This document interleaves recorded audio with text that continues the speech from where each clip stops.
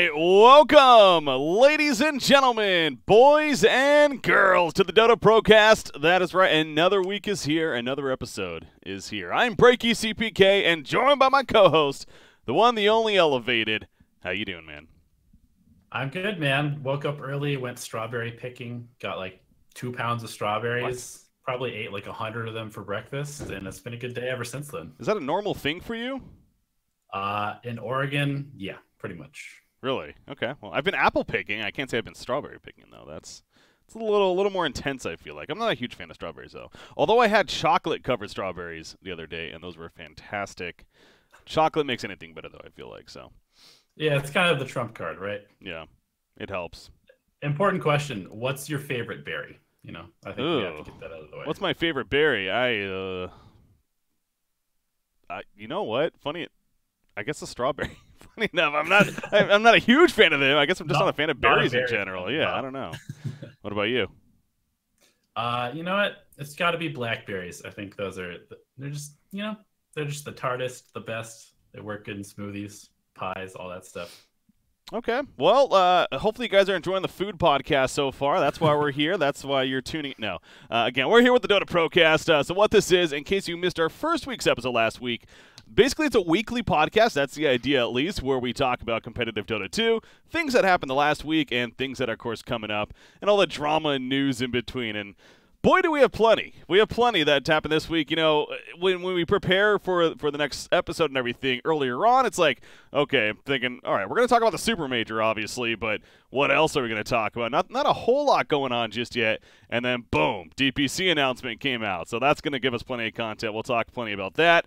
Of course, what I'm referring to is Valve announcing the new DPC season, some rule changes, as well as a new schedule and everything, so we'll definitely give our opinions on that.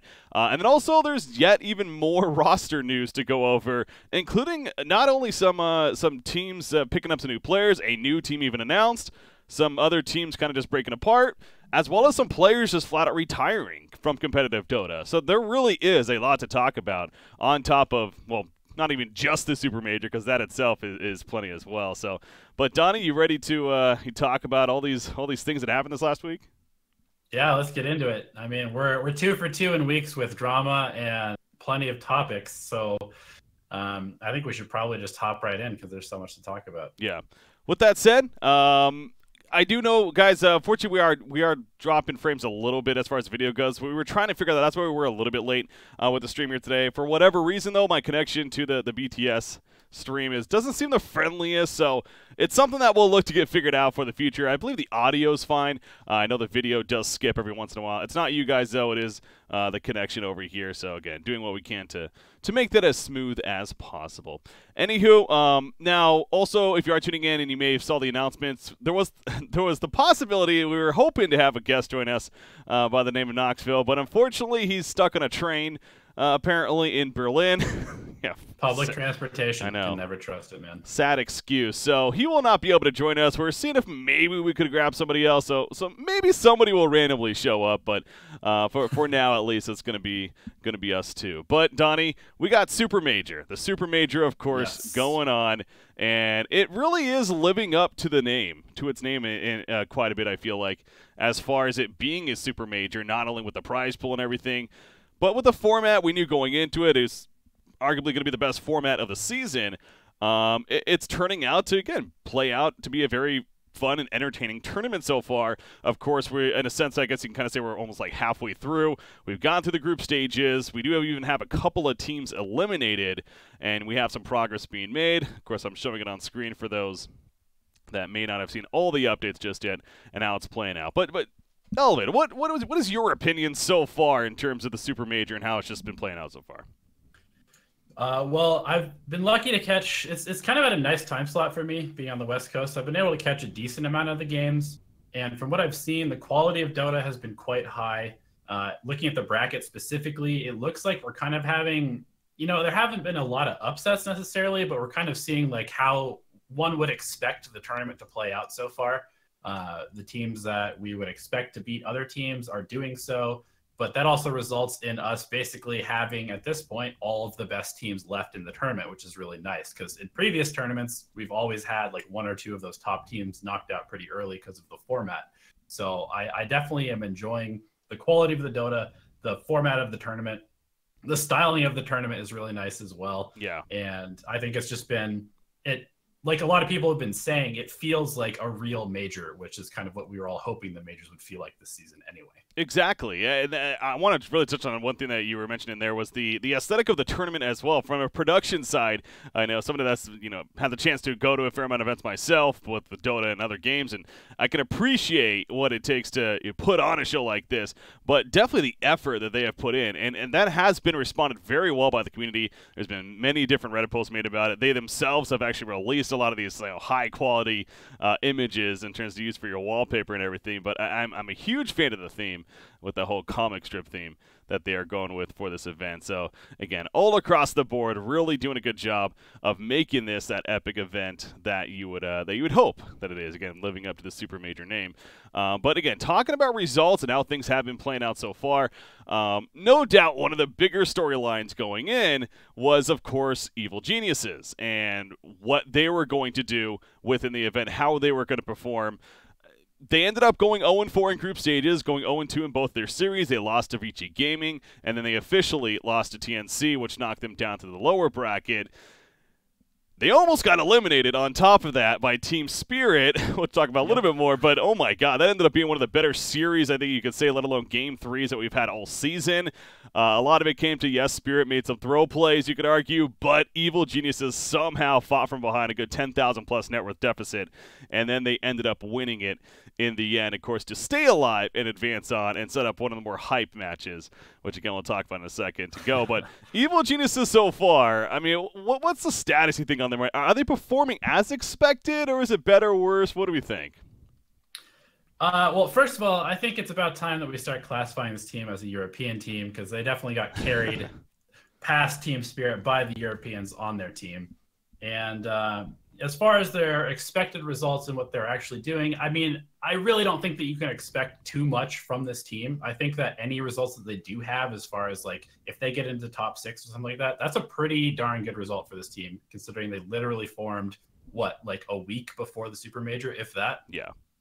So, I mean, obviously these are all very experienced players. They're all very good, high caliber players, but we all know at this point that teamwork and communication is what really separates the teams at this level from each other, and they simply have not had enough time to develop that. So, getting past Spirit is a good first step, just because Spirit eliminated them previously at ESL, and they had an opportunity to go out in the first round for sure here. They definitely were very close, but they clutched it with that last second base defense. If you haven't seen that game, go watch it. You get to see some excellent support play by Crit and Fly, and S4 obviously playing a very good offlane there. And, that first hurdle is now out of the way. So I think the worst result for them obviously would just have no wins under their belt. So at least they have one, and now building from here. If they were to get past Optic Gaming, that would be a pretty huge step, I think, for this roster. I expected them to lose to Team Spirit, and I would have expected that going into the event without even seeing their group stage results. And all I remember is was seeing a lot of the reaction. Of course, whenever it's a team like EG, understandably, you're gonna have people that completely overreact one way or the other. But when they lost their first series 2-0 to BG Gaming, people exploded like, "Oh god, this roster, blow it up again, it's not working." Guys, they literally just formed this new roster, and on top of that, VG Gaming is a very good team. And we cannot undersell this competition, and I don't think you can argue as is the toughest event of the whole season with the Super Major. That's one of the many reasons why this event itself is being so much looked forward to. So losing 2-0 to TNC, I feel like, a little bit more of, you can question that, but at the same time, both the games went 50-plus minutes. They definitely drew it out quite a bit, looking at the recap there, ultimately coming out on the short end. But yeah, no, I think Spirit should have won it, and like I predicted them, but Evil Geniuses, they did a hell of a job. Yeah, there is that clip. I actually meant to pull it up before the podcast. I forgot to show it for you guys, but I'm sure you know what I'm talking about if you're watching. If you haven't seen it, go watch it. It's Crit and Fly doing a fantastic job of holding off a big push from Spirit. Elder Titan, what was it, Bane, I think? Very good hero. Yeah. Elder Titan's a very good hero. Absolutely. So they did that. They ultimately advanced on against, and as you mentioned, it sets up one of the more hype matches that we have. Really, I don't know, maybe the whole season. I mean, it's not the whole season, but I wouldn't call it that, of this event. Of this event, it's the first time that they are meeting up in the LAN. From what I could look back, I was looking back at some of the matches. They have played before online, but I don't think they've actually met up on LAN before. These obviously teams. Not with this new roster either. Well, of course not. And I mean, yeah, it's definitely like I said. I think that if Evil Geniuses gets past Optic Gaming, that's a massive step for this roster. Simply because Optic is a team that's been building chemistry all year long. They have PPD who knows all of the players basically on Evil Geniuses quite well. He knows how to draft against them, and clearly that, you know, the teamwork and communication differences between these two teams. So if EG was somehow able to knock Optic out of contention, that would be a pretty huge blow to Optic and also gain for the EG squad. Now, something I did mean to go over again before advancing on too much more of the Super Major, kind of taking back, going to the group stages. This was a poll I sent out on my Twitter, and it got a fair amount of reaction. It was kind of fun. You know, I made the point, since when we did last week's episode, we didn't actually know who was in what group. They did it the day after, I believe it was. We did our show, so we didn't necessarily get a preview of the groups like we hoped for. But I did do this before any matches took place, of course, and asked which group was the quote-unquote group of death. And there were some responses in terms of what does that even mean, but for me, that's kind of the point. It's up to your interpretation. Personally, I feel like the group of death is basically a group where you really just do not know what in this case, what the top two teams are going to be. It could be arguably any four of those teams. It's just going to be great competition across the board. So with that in mind, this was a poll that I sent out, and it was an overwhelming result of Group B from the community. That included Virtus.pro, TNC, EG, and Vici Gaming. Personally, I actually would have gone with Group C, which actually ended up getting second place, that being Secret, The Final Tribe, Mineski, and VGJ Storm, because, again, I not that Secret's overhyped, but I definitely think that they have been more and more vulnerable as this later part of the season has gone on. TFT is a great up-and-coming European team. Mineski is always kind of a wild card. They've won a major. They've also finished poorly. And then you got VGJ Storm, who's a kind of hot team out of NA recently. So I liked Group C as a possibility. It could have been anything. But I definitely see why Group B was chosen. But yeah, looking back, Donnie, did you have one that stood out to you as far as, again, that group of death? I mean, I think I'm probably with the Group B. I believe that with like Group C, for example, VGJ Storm, Final Tribe, obviously VGJ Storm has had some good recent results, but I feel like the difference in terms of, I don't know, there's something about this event that feels like it's bigger time. It feels like there's more pressure. It really does feel like a major, as we said. And VGJ Storm, Final Tribe are fairly untested teams in those waters, whereas everybody in Group B have like the pedigree of being able to show up at one of these kind of events. Yeah. So that's my thoughts. Well, there we go. Well, again, the groups have definitely already happened though, and moving on into the main event even itself here. So now one thing I wanted to bring up too was results have kind of been expected, right? Where it's playing out pretty much if you were to take, you know, the top 8 teams right now in the world, especially according to DPC, it's basically playing out right there. You have your upper bracket, winner semifinals. Let me pull it up for you guys. Liquid versus Secret, and then Virtus.pro versus LGD. Exactly. The top 4 teams all happening to be in the winner semifinals. And then even in the lower bracket, there's really been no upsets. Even if Evil Geniuses lost to Team Spirit, I don't think you could really classify that, again, considering what we were talking about. You have Infamous, Na'Vi, and TFT all being knocked out with Spirit. So it brings up this ultimate question of, as hype as this event is, as great as it is it almost, I think hurting's the wrong word, but is it unfortunate that we're not getting really any upsets? I mean, maybe eventually it will happen, of course, but is it unfortunate for the sake of the event that it's kind of turning out as we expected? Absolutely not. Not in my opinion. We have the top 12 teams in the world left in, and I think that is kind of what you would hope for from a Dota bracket. Obviously, the underdog story is something that's really interesting, but you don't want like a super underdog team to end up against Virtus Pro in the finals, because that's not going to be a match. It's going to be over 3-0, 100%. Mm-hmm. So having the top 12 left in this tournament, I mean, that's what Dota really comes down to, is you want evenly matched teams, so you get these crazy up and down roller coaster games. And that's why we love watching this game, is so you get those type of games.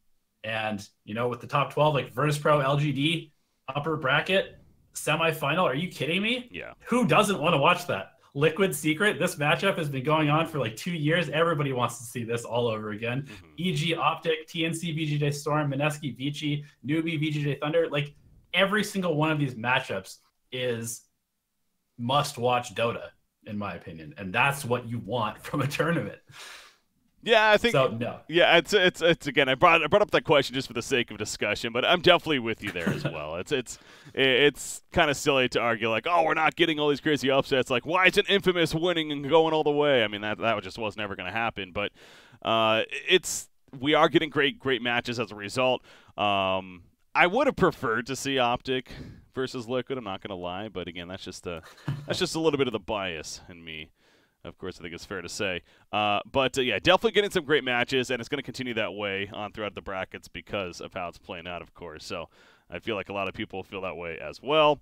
And so I guess naturally that kind of leads us into predictions, right? You know, here we go. We got the main event continuing on. We're down to 12 teams of the 16. We have the brackets shaping up as they are. You know, well, what are the predictions looking like? I mean, I don't know have you been filling out the official predictions? No, not really. That website, I didn't really understand how like you were using the tokens and stuff very well, so I've kind of just been you just gave up on it. Battle Pass. It is a little interesting. I'll say that it's not the most clear cut, but I did do it myself. I'm pulling it up here for people to see, at least for the next round. But the first time I did it, when they first announced it, I think I put all of my tokens on one of like the most obvious matches, and yeah, so I was like, oh, am I gonna get my tokens back? And then you just don't get any more to vote with. Yeah, it doesn't make sense to me, so I just kind of ignore it. All right. But as for predictions, let's go like top three. Let's go top three. You know, who's ultimately winning it? Top three. How do you think it's going to play out in the end? I'm kind of on the PSG LGD train, to be perfectly honest. But I would say PSG LGD will go through to the upper bracket final. I think that it's PSG LGD against Virtus Pro in the grand final. To be super lame, like that's what I expect. Jeez. That's what I would like to see. I think that PSG LGD will beat Virtus Pro, and Virtus Pro will run through the lower bracket and end up in the finals. You're on that LGD hype train, huh? All right. I really, really like this team. I think their composition is incredible. They are very good. They are. I do actually have them beating VP as well, as I showed on my predictions right there personally. So I have them get into the winter finals. I believe I chose Liquid, right? Yeah, I chose Liquid over Team Secret. So that right there, those are the two teams in the top three. And then out of the bottom, as much as I want to root for Optic, you know, I'm kind of looking at the bracket, how it shapes up for them. They run into Virtus Pro at that point. It's either going to be VP or LGD. They have to get through EG and then even probably Storm or TNC, whichever one of those is going to be tough. But then that's where it just gets extra difficult. If they were on the bottom portion, you know, maybe a different story to get to top four. But I'm kind of glad it works out the way, though, because it's going to really make them earn that top four spot and ultimately a possible TI8 spot as a result. Like, they should have to beat VP or LGD once throughout this LAN season, right, to actually deserve that spot. I think that's fair in the end. So I'm kind of part of me is happy. Storyline too. Yeah, great storyline. So I'm on the same page with you. I mean, looking at the lower half of the bracket, I would give Optic the edge over EG.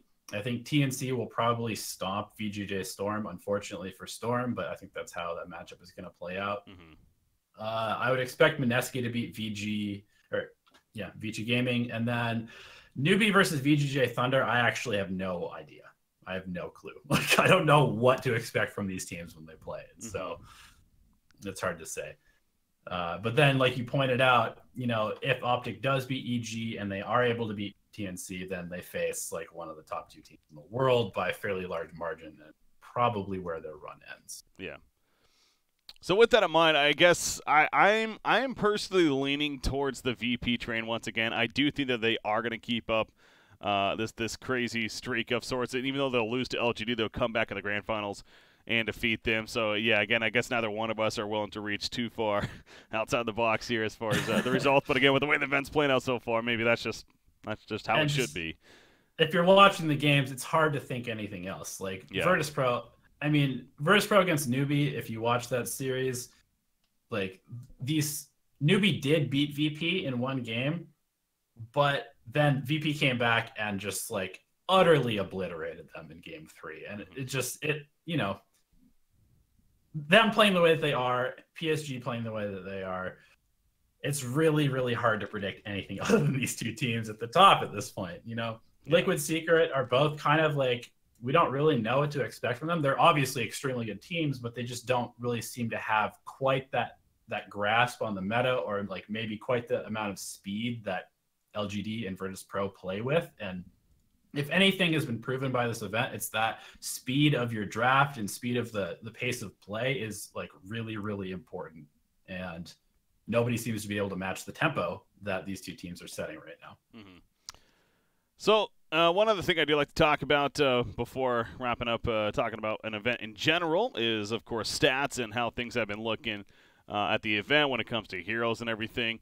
There's been some fun stuff that did stand out to me. One that I know you especially appreciate, where Bloodseeker has been making some appearances in this event, and overall has been pretty good. He's been seen 9 times, so not the most. He's kind of in the middle of the pack there, lower middle even, but he's kind of still more of a niche pick. But seen 9 times, he's 7-2 overall record. Pull it up for you guys here. You can see for yourself. I'm not lying about this.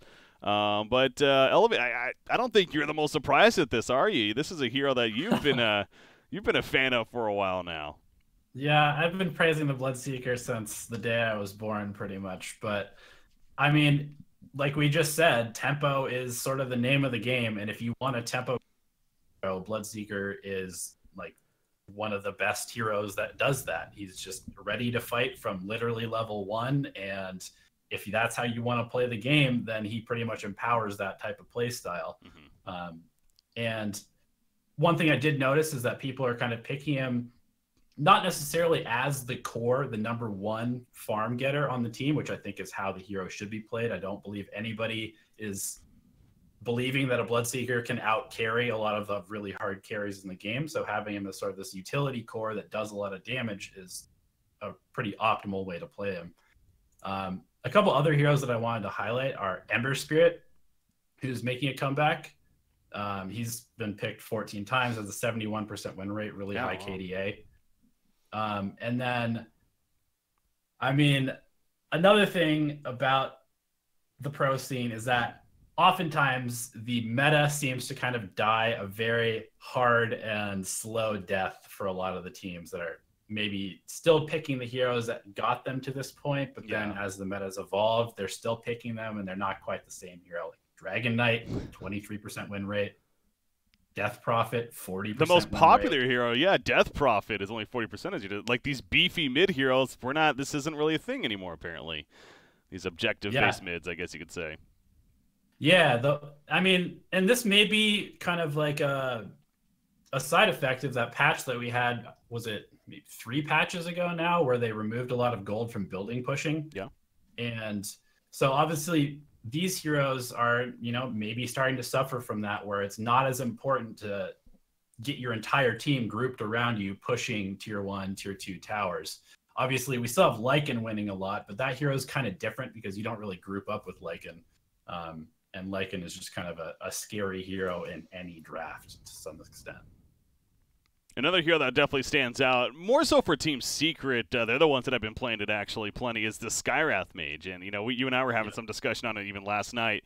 I got the chance to play Skywrath myself. It's been a long time since I played that hero, but get an idea of maybe why teams are starting all of a sudden to use him quite a bit, of course, in conjunction with Axe especially, as, again, we found out yesterday in our good old pub game. But in general, as a hero, like Secret will first pick this hero every game, and we've actually seen them not only run at support, but we've even seen the mids, Skywrath Mage, come out a couple of times from them. So very versatile hero, but yeah, the burst that this hero can provide is absolutely intense. Now, overall, it's about 53% win percentage, so not the most ridiculous stat line there. But it's fun to see, again, kind of these newer heroes jump up the ranks being played in the game right now. So, I mean, heroes like Skywrath, Bane, Jakiro, these heroes that can really kind of outlane another lane just by burning all of their regen. Like, against a Skywrath mage, you basically just have to continue to sustain. There is no counter to just being arcane bolted in the face like 50 times during the laning stage, other than just buying a lot of regen. And so this hero it really cripples lanes because of the amount of pressure that it puts on them. Like, if you're low HP, you can't farm, you can't get last hits, you can't get gold, and you're spending all of the gold that you do have on consumables, and that's obviously a really hard way to play the game. So I'm not really surprised, based on how the game's played, that these kind of heroes are popular at this point. One other thing I did want to talk about is Night Stalker, after getting nerfed again and again, still has a 73% win rate.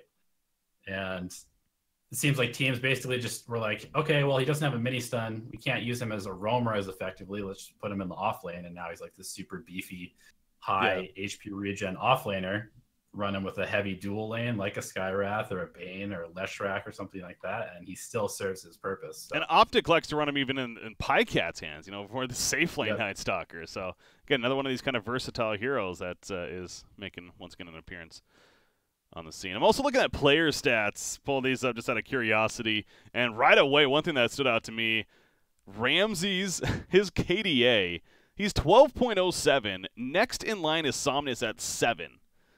Like, that's insane how just far ahead Ramses is as a player when it comes to his activity. He's played 8 games overall, which is up there amongst, the best of them. Obviously, there's some that have played 10, 11 games with their series. But point is, that's absurd. I mean, we knew Ramses is one of the best carry players in the world. Some may say the best carry player in the world even.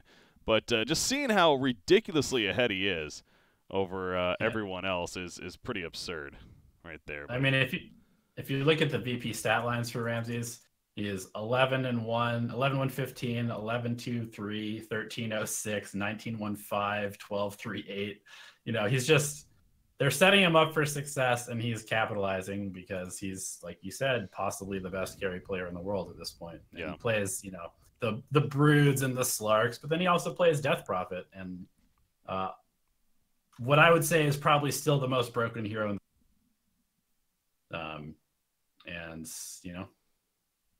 That's how you get. Who did you say you cut off right there for a second? What broken hero? Most broken hero in the game, I would say, is Morphling. Okay, Morphling. Yeah, no, he's a fantastic Morphling player. Yeah. Yeah. So those are the types of heroes that allow you to have. Yeah. Definitely fun here to see him on, and just overall, again, a fantastic player. Yet another reason why we both ultimately have. Well, no, you have LGD winning, but I have VP winning, and both getting to the finals though. Wouldn't be surprised. Plays out this way for the Super Major. So, okay, the Super Major, though, I think we've covered quite a bit, even given our predictions. One last thing I did want to talk about. Oh, Super yes, Major. yes. We've had a lot of positive things to say about it. Yeah. But I did want to bring up the computer crashes, because I don't know if it's been happening in a lot of the other series, but specifically watching the PSG LGD versus Mineski series, there were a lot of crashed computers, like 2 or 3 computers at a time even crashing. I remember before the series started, they were having sound issues on the Mineski side. And for all the great things that have been happening in the Super Major, I feel like having these kind of computer issues is almost unacceptable at this point.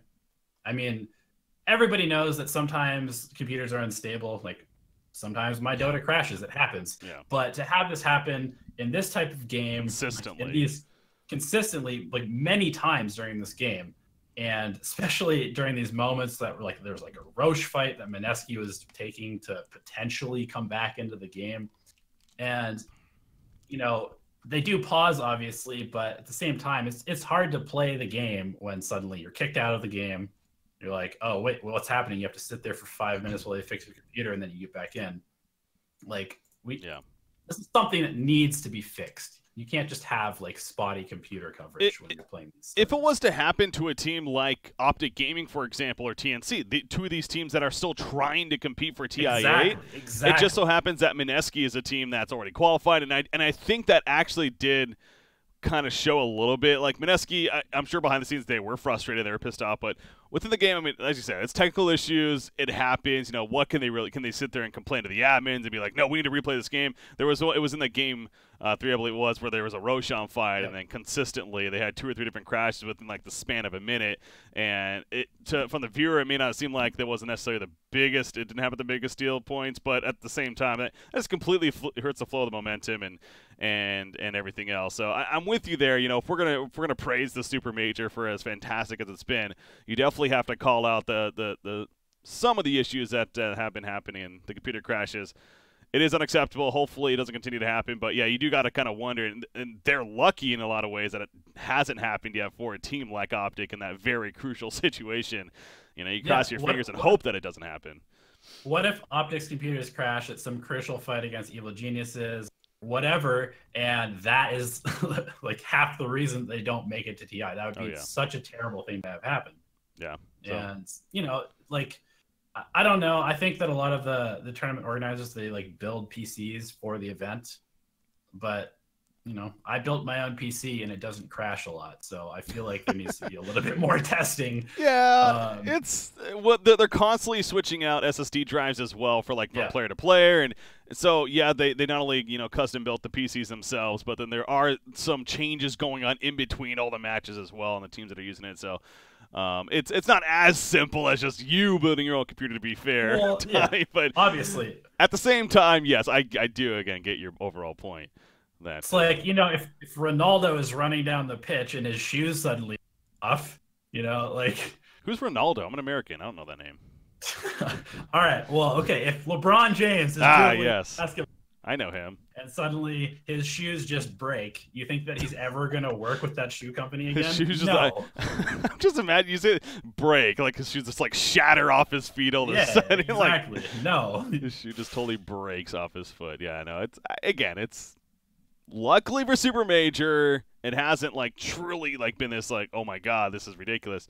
I mean, it's ridiculous, but it hasn't been the worst for them yet. You kind of just cross your fingers that doesn't take place moving forward. I mean, keep up the good work, PGL, Perfect World. This major is great.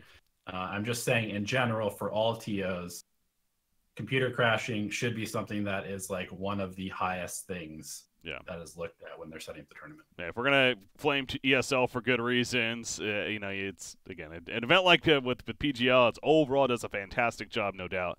And this is definitely the best event we've had all season.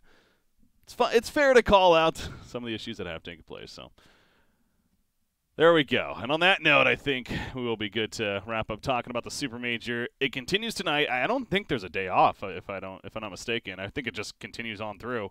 The upper bracket gets a day off, but then lower bracket is happening in 3 hours actually. Yeah, so. No, I'm talking about like coverage in general. Actually, I am looking at. I think there is a day off. So we got tonight, we got tomorrow night, and then the following night would be a day off. So for us, that would be Thursday night, or what is Friday morning, afternoon for them, I believe. So, and then it goes to Saturday, Sunday for the lower finals, winter finals, etc. Yeah. In the grand finals.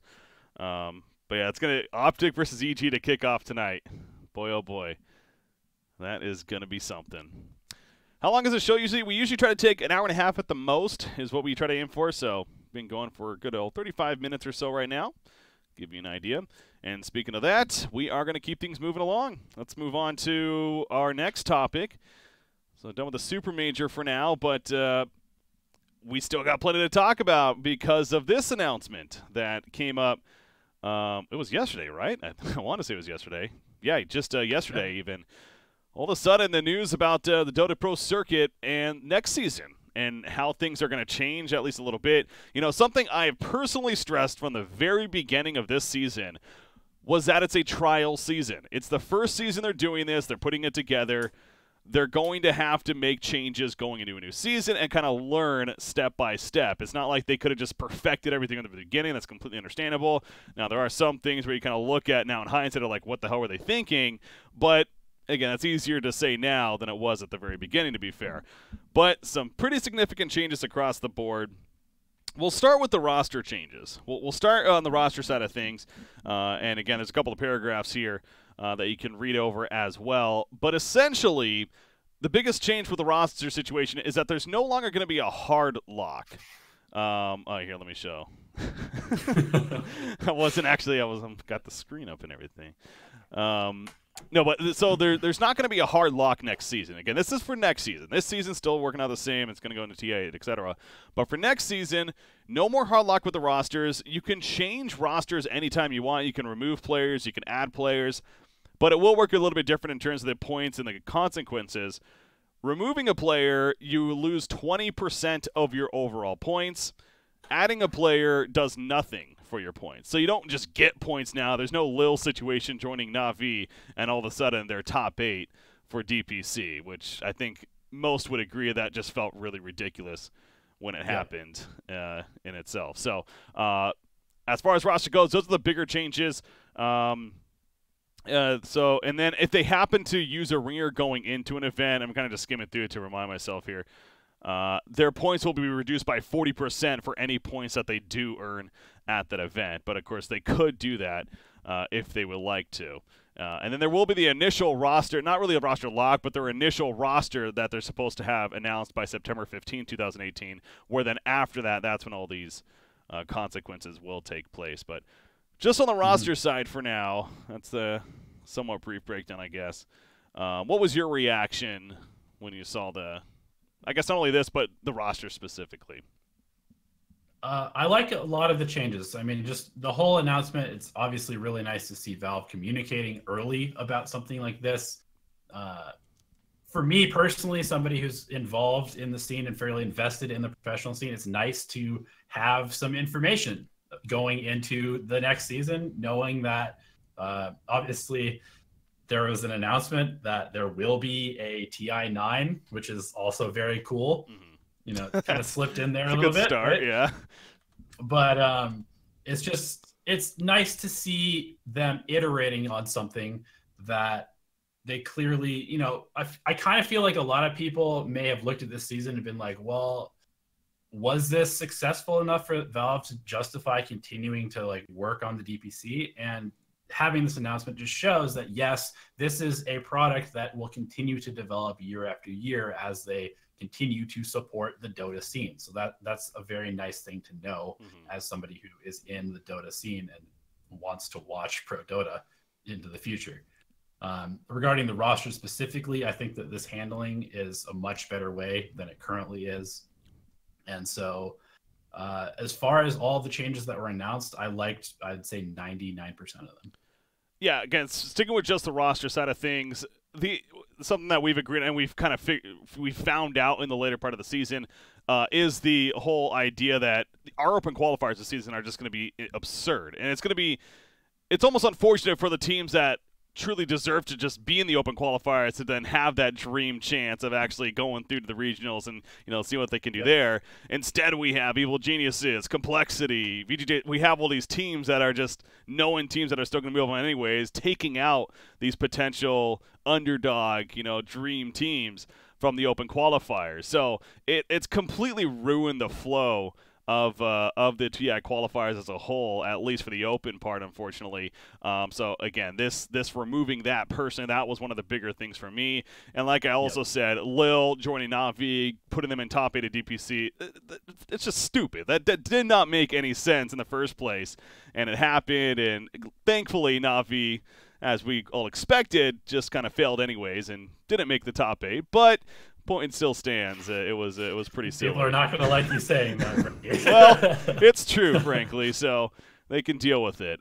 Anyways, but my one concern, there is a slight concern with this, is this giving too much power to the teams now? Because one of the benefits of having such a significant consequence before and having these hard roster locks was ideally it would keep teams from swapping players maybe later on in the season because a player, say like a resolution becomes available and maybe whatever player is not necessarily fitting in as most of the teams maybe behind the scenes, but he's been grinding with them and he's been doing all this work throughout the season, so they decide to kick him and then bring in resolution, and then that player is kind of just screwed just simply because they still see that they could qualify and not have to worry about being ineligible now for a TI8. So that's my one overall worry. It's kind of an extreme example, I get that, but it's something you do have to think about. You know, again, are you putting too much power in the hands of the team itself rather than the players, which has always been an issue, right? That's always been something that's of concern. Right. Yeah, that balance has always been really hard to strike, I think, in the Dota scene, and for a long time it really has skewed towards the players having all of the power. I do kind of like the emphasis on, you know, the points are with the team, so you can kind of become like a fan of a team, maybe a little bit more than just a fan of a player, True. perhaps. But ultimately, I don't think that there's like a perfect solution. I don't think that you can just, you know, you can't police it to the point where nobody's going to shift rosters. I think that was sort of what we did this year. Like, and it didn't obviously work. it really kind of messed up a lot of other things doing that. And so maybe just letting them be flexible enough. And I think that a lot of the players kind of understand at this point that having time to develop synergy is important. And so giving them the flexibility to find their synergy, one would hope that people aren't going to kind of do what happened to, was it Misery and Weehaw, who were kicked from Secret like right before, and then they joined DC. I think that was like one of the biggest. That was a little bit before my time, to be honest. I couldn't say for sure. Kind of instances of why this roster lock thing kind of even came into existence. Yeah. But I think it was kind of Weehaw and Misery getting kicked at the last second, and then they had to scramble to find a team. But you know, well, I'm on board with these changes for the most part. I guess an interesting way to look at it, right, is that looking at the top 8 right now. So say if we were using this current roster for next season, if we're using that right now, is there one of these teams that could potentially, as I'm getting at, abuse that, right, and be like, well, clearly this players are working out, let's just pick up this player instead? And obviously I'm looking at the rosters here, and you would think that if a team's in top 8, are they really going to do that, right? And you know, very likely not. And I get that. But the only thing I could see happening is, we haven't gotten to this part yet, but just kind of maybe segueing into it, is the team ownership and invites, where, like, you know, a team like BreakyCPK that has multiple Vici teams, or a team like LGD that has multiple LGD teams. We could potentially see like a consolidation of talent from their sort of like feeder teams up to the main team going into TI next year. That might be something that happens.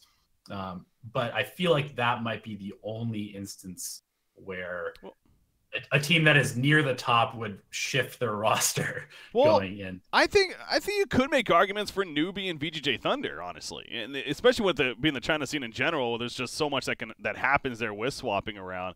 I think you could make argument that, you know, one of these players, Newbie, has been very rocky overall in the season. They had a great earlier on, but the later part hasn't necessarily been the strongest. And the VGJ Thunder, the same story, even more extreme. I feel like they weren't really expected to do a whole lot, maybe, from a lot of people. They then had a bit of a surge midseason, and just enough to get them top 8 right now. Now, again, that's not even guaranteed. We'll see if Optic oversteps them. But they're another example where, say, Optic doesn't, and then they finish 8th place. I could see that, where all of a sudden they're like, you know, Freeze, you're not performing as we hoped you would. We're going to pick up this guy instead. So, again, I understand that. I go back to these are extreme examples. I get that, but it's simply it's just that concern that still has to be there. Yeah, totally. And I was kind of just agreeing with that, but the point would be that maybe it would be more of like an internal thing where they promote somebody from one of their junior squads or something like that, as opposed to like getting somebody from another organization, perhaps. True. So I don't know. The bit of the segue though that you were getting at with the team ownership situation, that is interesting. That was definitely something that, I mean, obviously all of this really stood out, but it kind of got you thinking as far as current scenarios with that, right? And the biggest one that's been brought up. So first off, to reiterate, let me pull up on screen for you guys. Essentially, what it says So I'll just read it out here. In cases where one organization or person has ownership in multiple teams, only one of those teams will be eligible to compete in the international, regardless of DPC qualifying points. All teams can participate in the pro circuit majors and minors leading up to next year's TI, but all ownership conflicts will need to be resolved prior to the TI regional qualifiers. This includes cases in which players have financial ties with other teams. So, off the bat, immediately people go to China. in terms of in terms of these organizations, you have your LGD/LFY, you have your VG Gamings. It's pretty popular over there for as I'm showing the overlay on screen. Anyways, it's pretty popular over there for the China scene to have multiple teams in terms of the ownership goes, right? But essentially what this is saying, so right now when you look at the DPC and how it stands, let me pull that back up actually. Would that be a conflict right now? I guess so. If VGJ Thunder does get top 8, technically that would be, right? Because them and VG Gaming, and according to the rules next season. And that's the thing is is VG Thunder, are they technically a VG Gaming team still? Because they are owned by Jeremy Lin, and I don't think that he is an owner of But VG it's Gaming. Ultimately under the umbrella of VG Gaming, I believe. He's the owner of the sub team. You can call it a sub team in a sense, but right. If that's the case, then yeah, absolutely. And obviously, LGD and LFY have been at the last, I think, 2 or 3 TIs together. Mm-hmm. So my biggest issue is how do you prove this, right? What's and as shitty as that sounds, right, especially with China, how is Valve gonna sit here? What's to stop them from being oh yeah, totally, we took care of it. Well, show us paper. Maybe show them a couple things, but can they really ultimately prove this fact that the same owner doesn't actually have financial interest and ownership in said teams? I guess in the sense they're trying to make it less obvious is fine, but let's be honest, it's still going to happen. In my opinion, especially over there, it's going to take place. There's going to be ownerships that have multiple teams that will very likely get past, the idea of them wanting this to be a rule, but it's really not going to be as strict as they hope for. Yeah, I don't know. I mean, I feel like they kind of have to put some weight behind their words if they're going to say something like this. And obviously this does, it does extend outside of China as well. We do have Fly with presumably shares in the OG team. Mm-hmm. We've got a lot of player-owned orgs on the Western scene, Secret, obviously, if Puppy were to leave Secret and Secret continued as a brand or, whatever. That kind of thing is also protected against this. You don't want to have somebody with shares in a competing org. Yeah. And, it's basically what it is it's just to protect against fraudulent kind of match fixing, which is a good thing. It's understandable. Everybody would agree on that. Yeah, that to me, that's great because obviously we're going to go there next with the whole player-owned situation. That's the worst one. That's the one that needs to make sure that's taken care of because, yes, I guess somebody behind the scene that happens to have ownership, I believe VP and Navi falls under this umbrella too. They both ultimately are under one ownership. I don't know what it is off the top of my head. But that's what also made that whole transaction of Lil and Roger a little kind of quote-unquote shady in the first place too. But so you look at that situation. But when you look at the player situation, because they themselves can actually impact. So what if, as you say, what if Fly does match up? What if EG matches up against OG in at TI if they both happen to qualify? That could happen this TI8. Both those teams end up qualifying, which is a possibility. And right now, as it stands, they're allowed to do that. Now, again, not saying that Fly would purposely throw the game for the financial interest of OG, but it's the fact that that's even there as a possibility is what they're trying to prevent, and that's completely understandable. So, right, when there's $15 million on the line. Yeah. You don't want that to even come into the conversation because $15 million is a lot of motivation to do something really stupid. Mm-hmm. That's true. So that's very true.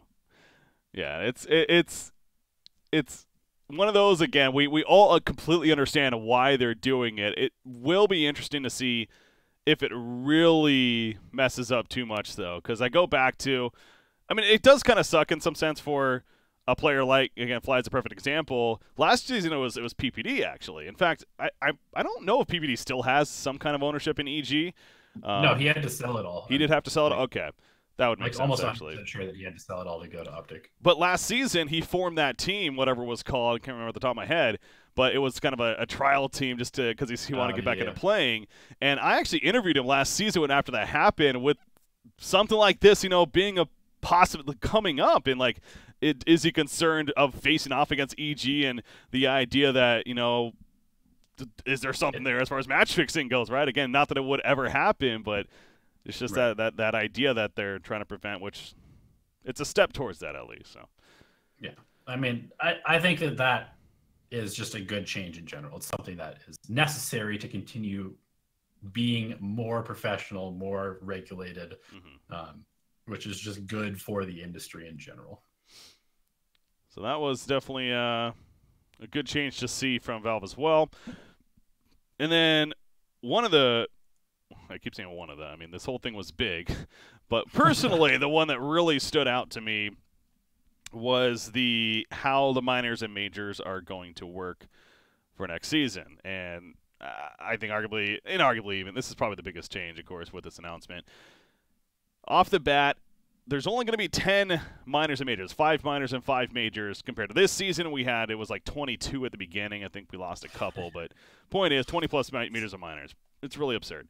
And we had a very busy season, as we know. And so off the bat, this was one of those things that's like, okay, it makes sense. We were maybe a little too many events, and it made a lot of these events feel very underwhelming. Several ESLs. You think back like earlier in the season, things like Dota Pit. Oh, right, that was a minor.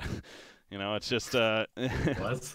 Exactly. It's some of these events didn't even feel like they should have been in the discussion for minors and majors. But as from the announcement right here, not only is there going to be 5 minors and 5 majors, but then on top of that, they're also changing how it really works in terms of a minor will now lead into a major, and that'll repeat basically 5 times itself. So yeah, obviously this was a super exciting thing to see, as you're suggesting there as well. So how it's going to work, initially there's going to be a major qualifier online, and then there will be a minor qualifier, because the major qualifier happens. The teams that do not qualify for the major then can play in the minor qualifier, and then the minor main event happens first, and then the winning team of the minor main event on top of that gets to go to the major main event to then compete with the other teams that qualified via the major qualifiers. So it's just going to be 5 different sections of that happening. And then one more caveat: no more invites. No more invited teams, which again we'll talk about more in a second here. But first, just looking at the schedule and everything, I assume I know your reaction, but Donnie, how big is this? I mean, this is real big. I think this is a big step in the direction as far as, number one, differentiating majors and minors, having some sort of connection between them. I think that is one of my favorite changes from this. I'm also a huge fan of the no more direct invites. I think that it's much better to have these teams earn their way into the tournament, as opposed to, for example, not to kind of talk down about any team, but VGJ Thunder or Vici Gaming winning a couple early events got them invited to a number of other events down the line that perhaps they didn't deserve to be at. EG is the biggest name in my opinion that gets over-invited. Yeah, definitely.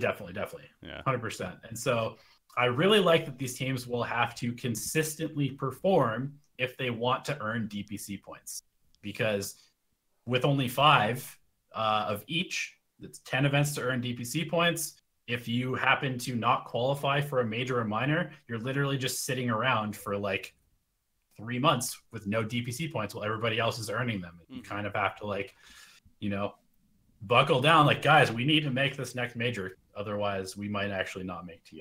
So I think that, were you in the scene when the majors were first introduced, the Frankfurt major? No, Shanghai? I came in basically the season after, but I was watching a little bit. I know of them, of course, but I wasn't heavily involved in that game now. Okay. Well, during that first season where those came out, I think that, I mean, despite all of the kind of, the drama surrounding the Shanghai Major, I think that those big majors, the Valve majors, really kind of made the DPC or the Dota Pro scene feel significantly more legitimate than it ever had before. Yeah. And like, I remember very heavily looking forward to each one of these majors. It was a very exciting event, obviously $1 million, $1.5 million in prize pool, something like that. And so I just remember how exciting that made that season, because you had these sort of spaced out big important events that were coming up. And so I like the return to that, because this season it really did kind of feel like it's almost like what's happening to like the Overwatch League, where people kind of just don't really care during like most of the season, because it's just the same game, the same meta over and over and over and over for a long period of time. And then maybe there's a meta shift, but then it's the same thing over and over and over, like every single day or every other week. And it just kind of gets, it burns people out. It burns out the players, burns out the casters, burns out the viewers of the game itself. So having these sort of nice kind of signposts along the way, this is a big event, this is a big event, this is a big event, I think is a better way to run something like this. Yeah, it's basically going to be a 2-month window, starting with the initial major qualifier into when the major main event ends, that it's just focused on that major or minor event itself. And there's actually a really good point being brought up in chat where I didn't even think about it this way, but it's great that when you think about it, it's 23 teams get to compete between the minor and the major. 23 different teams. That has to be the case, because something else we forgot to mention, but 8 teams is the minimum requirement for each of the minors, and 16 teams is the minimum for each major. Of course, that's 24 teams, but as we said, one of the minor teams then qualifies for the major, so thus being 23. I mean, you just think about that right now. That's going to be so much opportunity for all these teams that are lesser than these quote-unquote Tier 1 teams that actually, it truly is going to be that minor feel like where they're going to get the chance to prove themselves. That's what we've been asking for this whole season, how the minors felt so underwhelming because a lot of these top tier teams were going to them anyways and winning them, and then the majors were just so saturated, which is how many there were, going back to your point on top and of that. Everybody gets DPC points. Yeah, that's another huge, that's big itself, right? Everyone is actually going to feel like they get something out of it outside a little bit of cash of the prize pool there. So they did a lot of right. Another thing that's being brought up in chat is like the qualifiers are going to have their own storylines. You're going to have actual reason to watch the qualifiers because they have weight, instead of just being like, hopefully.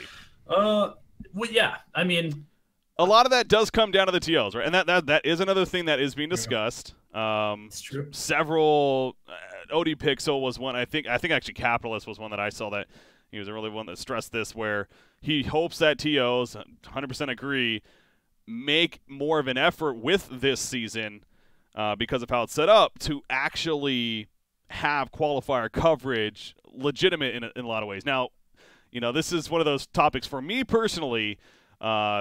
I've relied a lot on the qualifying season to be successful as a caster within Dota 2, because somebody that's trying to work my way up the ranks, like a lot of these up-and-coming casters, that's where you start naturally. You start with a lot of these online qualifiers, and so personally this season in that sense has been fantastic. Now when it comes to the LAN events, I got to a couple, which obviously very thankful for, but it didn't necessarily play out as maybe I hoped for. Being the 20-plus events, I only got to 2 of them for the DPC. But, again, I go back to, with the online qualifiers, there were so many of them, and at times I almost forgot which qualifier I was casting because there was like 3 or 4 at the same time. But as a caster, that was great. Now, as a spectator, and as the players even, I completely understand how that felt shitty at times. And like you kind of were suggesting, it's hard to get those storylines for an event and the hype going into an event. But that leads me then to my next point of the TOs need to put more effort into these qualifiers, not only with necessarily, not that they need to get like the top tier talent. They don't need to get Toby Nodi casting them by any means every single time, but more so do hubs.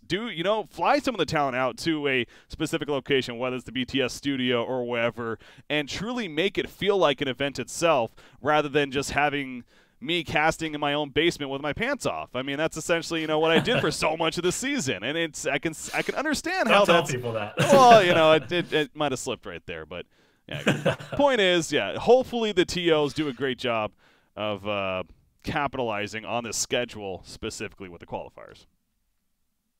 Yeah, I mean, one would hope that the TOs, and the thing is, we had so many events, it definitely was kind of like the Wild Wild West. There was lots of kind of random TO organizer partnerships and stuff going on. We didn't really know who was going to run a good event, whether any of the events were going to be good, which ones were going to be super good, that kind of stuff.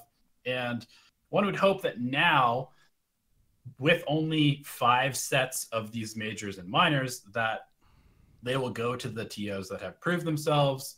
And then because there will be that sort of, I would hope that Valve will have sort of an extra commitment to making this like a real big event each time. And so they will have the support, the TOs will have the support, they'll have the money to actually really make a good product for that.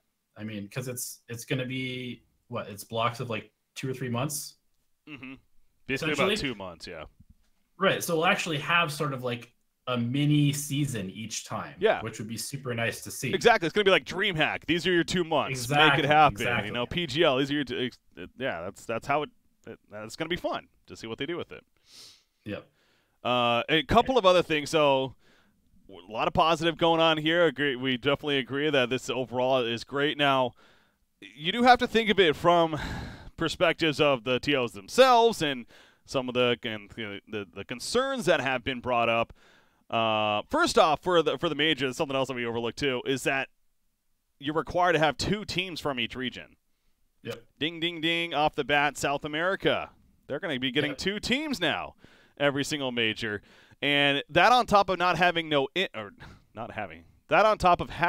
invites means the TOs, the concern that, are we really going to get some of these big name teams that we want at our event to make sure we sell tickets, yada yada, or are we going to get screwed because of that just for the for the integrity of the tournament? That was a big thing this season. Was Valve really did a lot of hands off still. They're like, guys, we're kind of having a circuit, but ultimately we want the third-party tournaments to still run their own things. You guys do what you want. Make sure you're making your money, yada yada.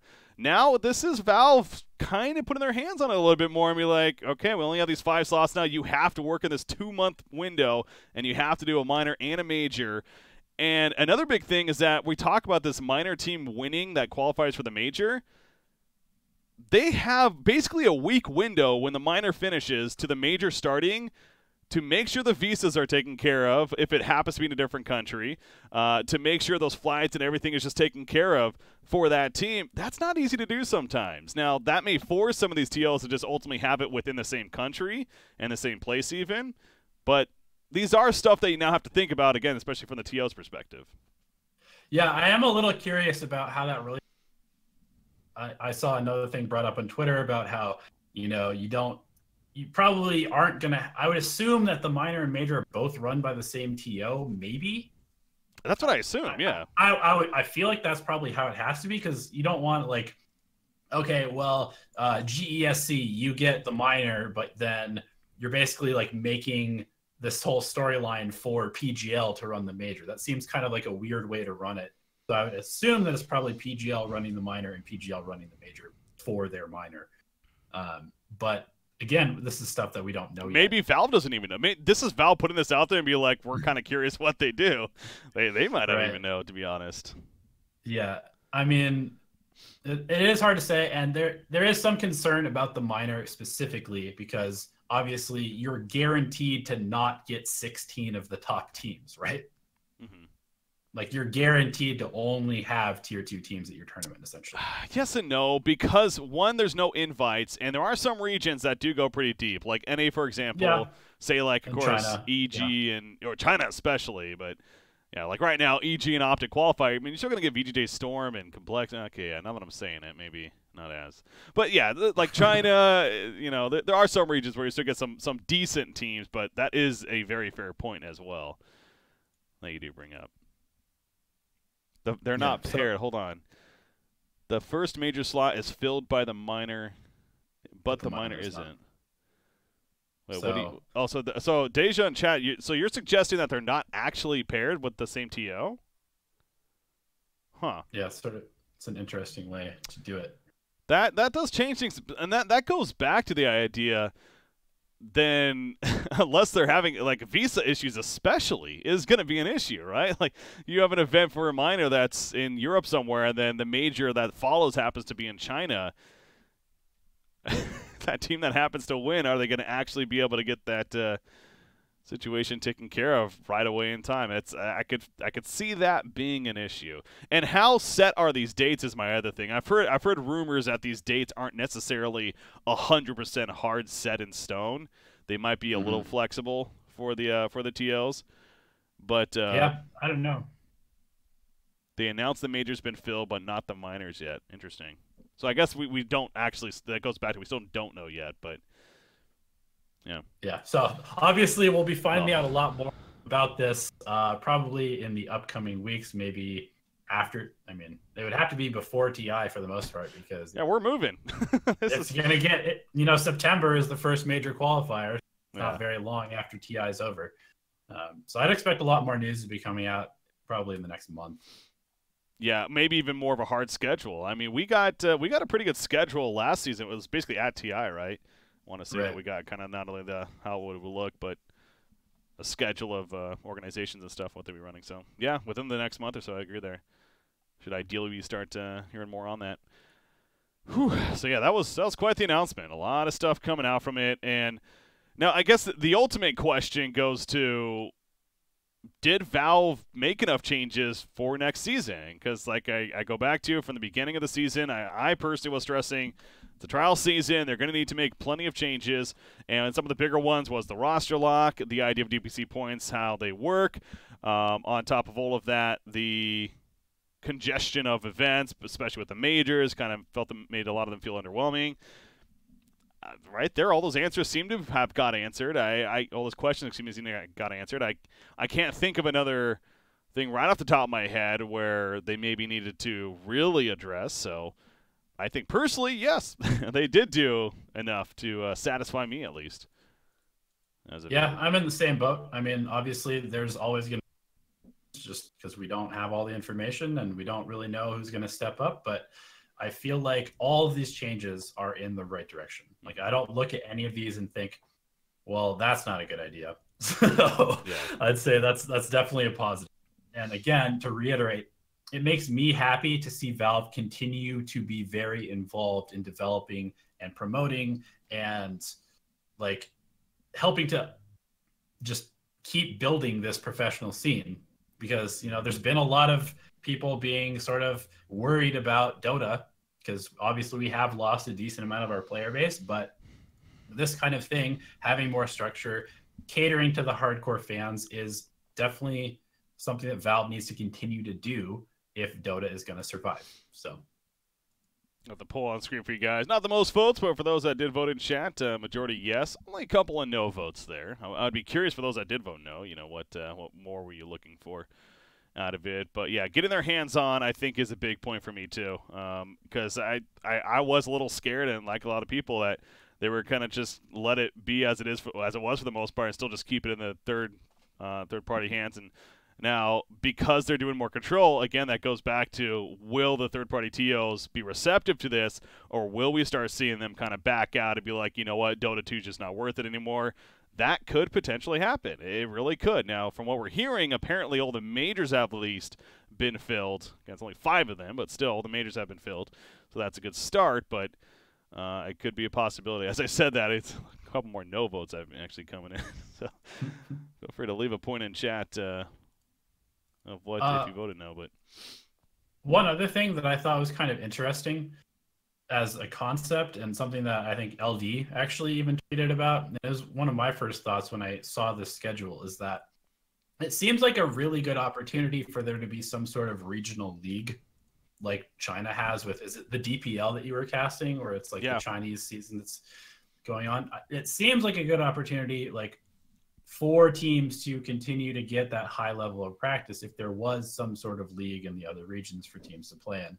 You know, will that happen? Is there enough time to organize that this year? I don't know, but China has it, and they obviously have good results, and it seems like a good way to keep these teams involved instead of just having them like pub for 2 months. So why are you saying that? Because if they don't have to qualify, so during the LAN portion, they would then play? See that's where it's still a pretty busy season. It's not like it's all of a sudden we have all these windows where it's like you're gonna have time to do that. I mean, I agree in general that theory's nice, that idea's nice, but it works in China because they're just so organized over there. And that's like the lifestyle over there. Where all the other regions, it's not really as, that's true, as strict embedded into the scene really. So good idea, but not really. You tried. But kind of off of that real quickly, too, is that third-party tournaments are still going to be a thing, most likely. Just because it's not a minor or a major doesn't mean it just won't happen anymore. So there are going to be other events that no doubt, like your WESG, I'm sure will make an appearance. And, for good or for better or for worse, who knows. But we'll see when that comes along. No, I'm sure there's still going to be several of those that happen throughout the season as well. Yeah, probably. Not okay. So one of the people that voted no, not enough changes, but I don't. So not necessarily not enough changes, but I think no direct invites is an error. I do think you should have had to win a minor, major, or the last TI to be eligible for a direct invitation. So he thinks the lack of invites. Again, we kind of talked about that. Invites, it can be abused too easily. And yes, you could set a guideline that's like you're saying there. Maybe if the team that won the previous major gets invited to the next one.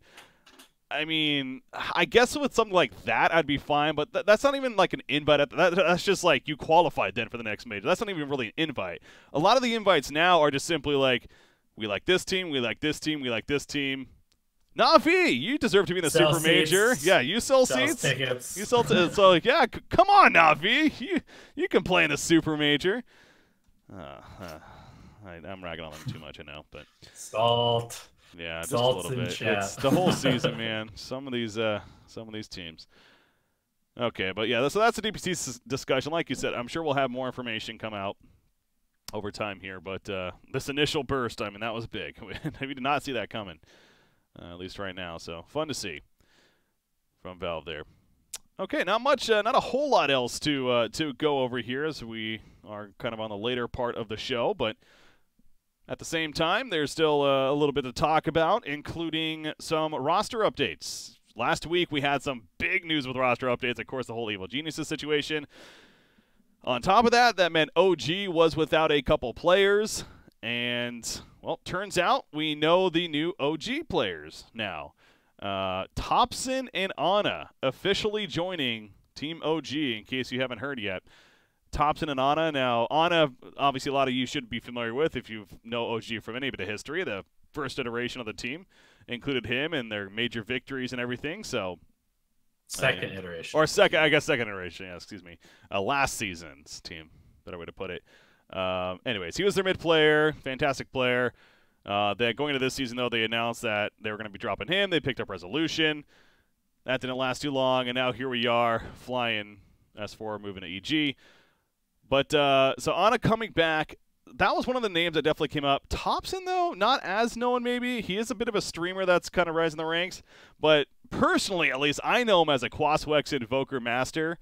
And that's what I'm really looking forward to seeing him do. He's also known for playing Monkey King and Pugna come to mind. He's somewhat of a unique mid player amongst others. So I think in a sense that kind of fits well with this team. That also means No Tail's going back to the main support role.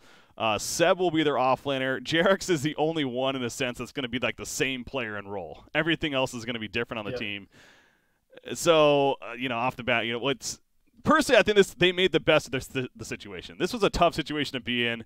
There was no obvious answers as far as who they could have picked up, in my opinion. I think they did it right, or this is one of the better outcomes that they could have had happen here. Yeah, I would agree. I mean, I think that obviously bringing back a player that they've already played with is a good way to ensure that there is some chemistry with this new team.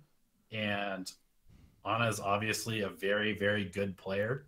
And they have him playing the one this time. I mean, he always kind of was the one on the team, but he was playing in the mid role. I think we'll probably see him play significantly more in the safe lane.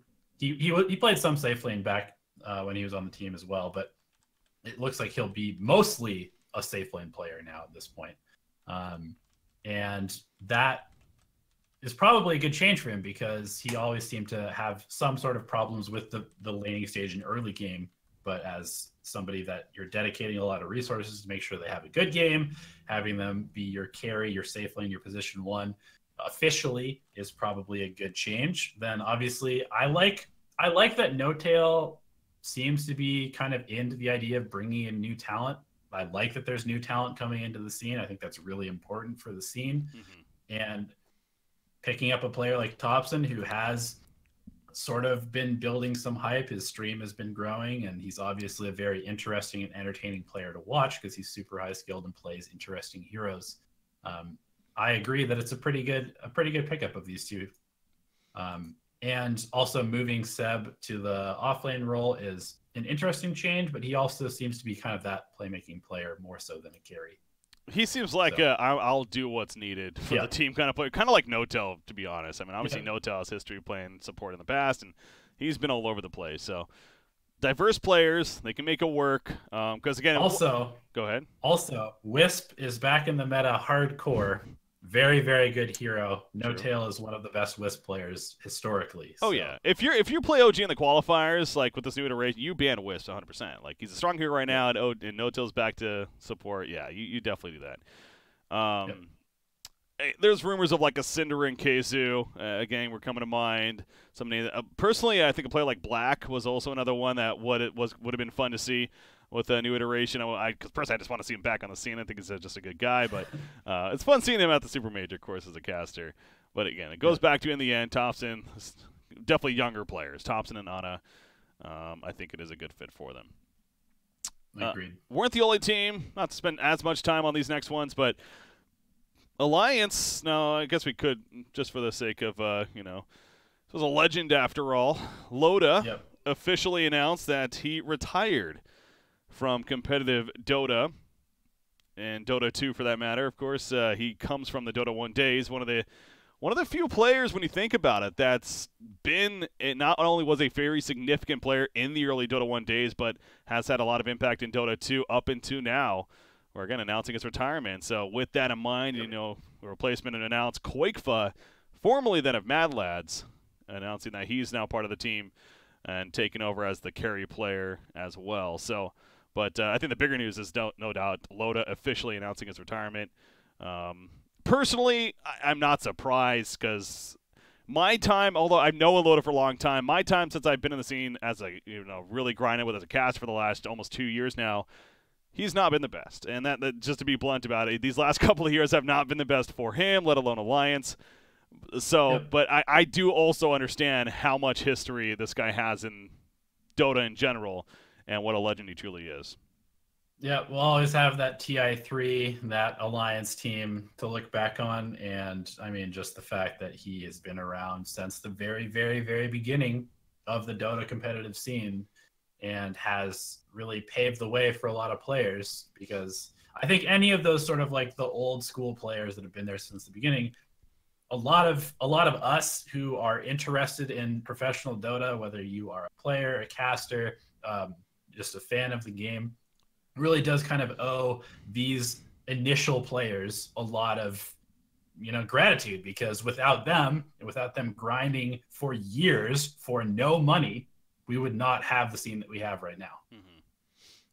Yeah, I was trying to think of like other players that are maybe up there where, and I go back to the Dota 1 days even. Again, it's a long time ago now when you think it's 10 plus years at this point. It's like that he's Dandy, been around for. Puppy, Mushi, Fear, those types of players. Like, I think that we can all take our monster hats off to because we definitely owe those guys a lot for building the scene from nothing. Yeah. Now, to be clear, he is still going to be the coach for the team now as they go into the TI qualifiers here. But I have been saying throughout this last season, as a fan of a couple of the players on the team, specifically Insania and Mickey, of course, I have the Han history with them. I've expected them to be some of the latest Han players to come over that would make a huge splash on the scene, specifically Mickey. I think he's one of those talents that's pretty rare. And we'll see that eventually evolve. But it hasn't really gelled so far. Again, the TI qualifiers are coming up, though. Mickey's going to be moving to the 1 with that said, apparently, according to the post, and Koikvo will be playing his mid-role as well. So I am curious to see how that works out for them.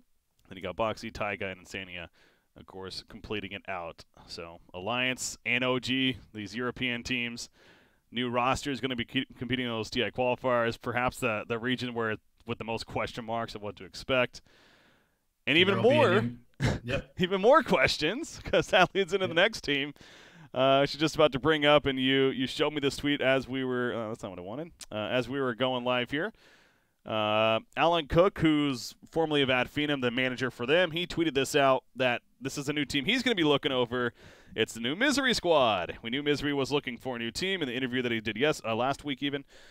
It turns out it's going to be Saksa, Madara, Keizu, and Greg DotA, a.k.a. Kaiser, as he's also known as. So this is the official 5-man roster, yet another European squad coming together. Now, this goes without saying, at this point, Mad Lads is no longer a team because Keizu and Madara joining this squad. You had Quakefa joining Alliance. Cinnamon did officially announce that's the case. How about this 5-man roster, though, real quickly? I mean, lots of talented players. We'll see what happens. I guess this is kind of the team that Misery, fairly unproven young guys who have a lot of talent that maybe he can whip them into shape just in time for the TI qualifiers for a DC 2.0 run. And I don't see why they couldn't qualify in the EU region. Especially if there's potentially 2 qualifying spots. You have, again, all these new rosters. The only teams that are consistent rosters is what a Kingwin, who hasn't been relevant these last like 3 or 4 months, it feels like. And then TFT. They're the ones I keep kind of forgetting, but I shouldn't. TFT is probably going to be one of the favorites because they've been such a staple team for a while and not having success. But, yeah, it's an open region. That's going to be another kind of quietly very fun region to watch in the TI qualifiers. Yeah, definitely. And I mean, this team does have, they're called 5 Dogs at the moment. So they do have dog in their name, which could, and was Kaiser on Planet Dog? Yes. He was, right? He was a part of Planet Dog, He already knows the path to TI, so we'll see what happens. Yeah. I actually got the chance to, wait, was it him? No, it might have been somebody else. I interviewed somebody from Planet Dog at TI. It was Swift Ending, I think it was actually, not Kaiser. But anyways.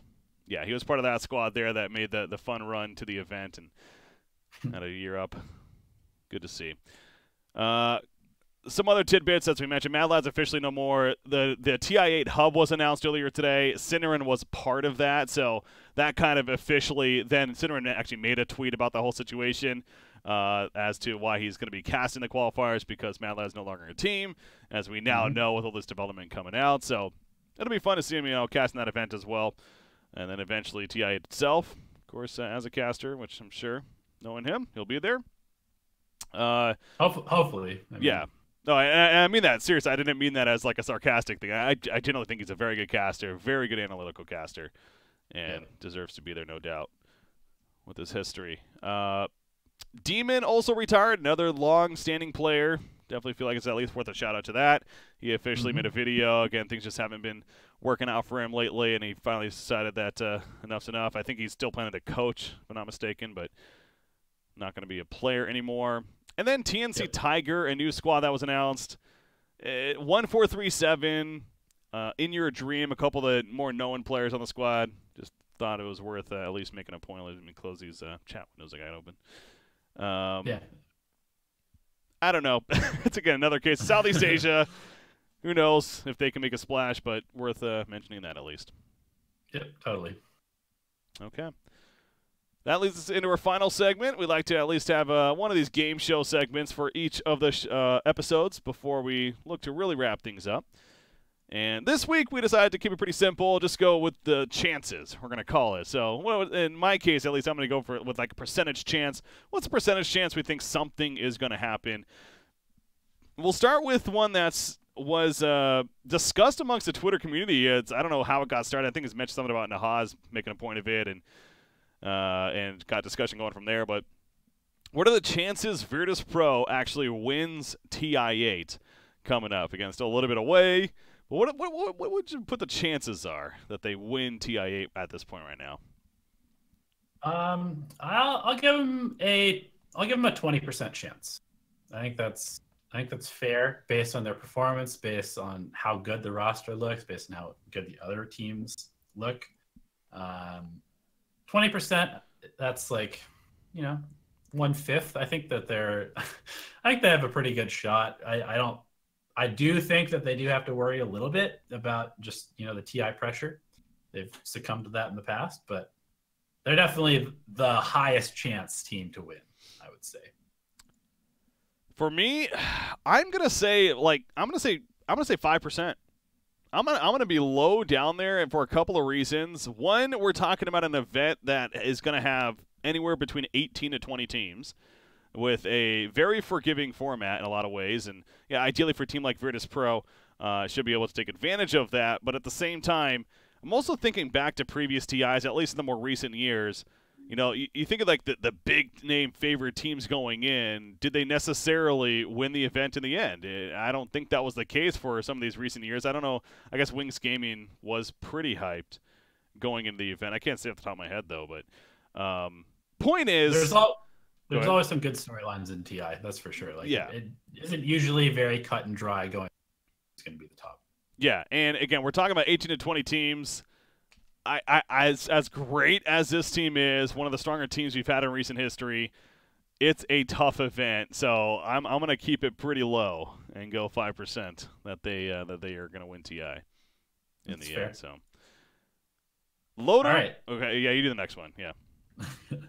What are the chances that Loda returns as a returning as a player? So obviously we just announced that he retired here. I'm gonna keep it. I'm gonna keep it low once again. I'm gonna say 0%. I'm gonna say there is no chance that he returns as a player, and I think it's just a lot of it comes to he's been a businessman for this last year and a half or so now. Even though he has technically been a player on the team, you can kind of tell there's been those distractions. He has good ownership within Alliance. They've picked up multiple different games from the fighting game scene, and etc. He's a busy guy in general too. And he's a little bit older, of course, when it comes to esports. I think this is one of those retirements that's going to stick, and he will not come back as a player.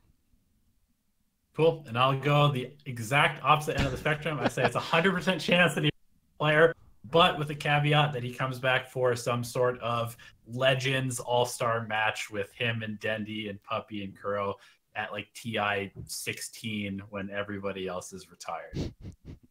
Eventually make the comeback there. That would be quite down the line, but that's fun how that works. It'd be an exhibition match for all of the legends. Yes, that's coming. We're eventually gonna get like Hall of Fame and stuff. Yeah, we'll have Burning and Fear and all these guys. Yeah, we're almost at a point where we start needing stuff like that. All right, next one. OG qualifies in the European region for TI8. Again, this is assuming that there's going to be 2 spots on the line, but who knows? We haven't been announced yet. What do you think? I'll give them a 66% chance. I think that their roster is talented enough to make a run. I think that EU is probably the weakest region to qualify in. And I think that the meta is starting to go back to what favors this team. With heroes like Wisp, with these dual lanes being important, with games going longer, and there being more sort of like farm intensive cores, protecting your cores going on. I think that favors a team like OG and the players that are on it. What percentage did you give them? Oh, well. 66%. 66%. I'm going to go with 65%. Just a little bit lower there. No, basically the same as you, pretty much. I think that they are one of the more favored teams, even with such a roster change. But again, outside of TFT and a Kingwin team that hasn't really been relevant to lately, this is a region that's dealing with roster changes across the board. And when you look at just simply the players that they have, and with the additions of these great younger players in Thompson and Anna, I think the leadership is going to be there with Seb as well. I see them qualifying for TI8 as a team out of the European region. Pending that there's 2 spots, of course. There's only 1 spot, definitely not as high, but being that there's 2 spots, going to go with the 65%. Yeah, all right. Sounds good to me. Next what one. are the chances that there will be 2 spots for South America at TI8? So this is an interesting one because if you look at the wording from the announcement going back to the DPC announcement, it goes back to the majors must have at least 16 teams, and 2 of those teams must, or at least all the regions must have at least 2 teams from each qualifier. So as we talked about there, South America specifically being the big one that's mentioned, like they're going to have 2 qualifying spots for every major. People are looking into this, even though nothing's been officially announced just yet, but with the belief that with the upcoming qualifying for TI, that Valve's going to make that a point for South America to have 2 spots. I'm not as sold on that personally. I think that this is all kind of just for next season and getting ready for. I think they're going to stick to their guns for this season. So I'm going to say, I'll say like a 15% chance. It could be possible, but I'm not expecting it to happen for this season. Yeah, I'll say there's like a 1% chance, honestly. I don't think that any team out of Pain Gaming deserves a TI spot. And so I think that this is like the year for SA to prove that they deserve 2 spots per qualifier next year. Like if there's a really competitive South American qualifier for TI this year, and Pain barely edges out SG or Infamous or something like that, then I think that's the most likely scenario. But I don't think that the region deserves 2 slots at TI, and so I would be surprised if there is a second one. And that sets up our last one here of the game show. Chances that Optic and EG will both qualify for TI8. That's an interesting one when you think about it, because potentially we could have Optic qualifying from the Super Major, but then on top of that, it's whether or not that happens, and especially if they're both in the Open qualifiers or more so the regional qualifiers, that's going to get difficult. So what are you giving that both Optic and EG qualify out of NA? I'm going to go pretty high on this one. I am going to say there's like I'll say 57% chance that both of them qualify for TI8. I don't think the Optic is going to qualify via the Super Major, but I think that they are probably, with EG having time to practice, I believe that these 2 teams will end up being the 2 strongest teams in the region, and they will qualify through Opens. I'm a negative person this game show, but I'm going to keep being negative here of my chances. I'm going to say 5% chance that they both qualify, mainly because, going back to the point you made too, I don't think Optic's going to get top 4 at the Super Major because they run into either VP or LGD. LSD. PSG LGD. I hate that new tag that they have now too.